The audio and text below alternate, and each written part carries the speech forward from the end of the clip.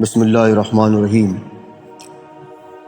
سیدنا حضرت ابو ہریرہ رضی اللہ عنہ سے روایت ہے کہ ہمارے آپ کے آقا جناب رسول اللہ صلی اللہ علیہ وسلم نے ارشاد فرمایا، میری امت کو رمضان شریف میں 5 چیزیں خاص طور پر دی گئی ہیں جو پہلی امتوں کو نہیں دی گئیں۔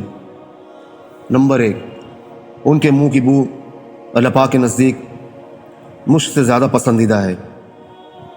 نمبر 2، ان کے لیے فرشتے دعا کرتے رہتے ہیں یہاں تک کہ افطار کے وقت تک دعا کرتے ہیں۔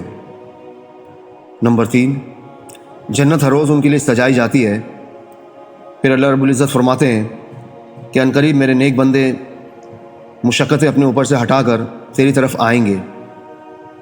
نمبر 4، اس مہینے میں سرکش شیاطین قید کر دیے جاتے ہیں اور لوگ رمضان میں ان برائیوں طرف نہیں پہنچ سکتے جن کی طرف غیر رمضان میں جا سکتے ہیں۔ اور نمبر 5، رمضان مبارک کی آخری رات میں روزہ داروں کی مغفرت کر دی جاتی ہے۔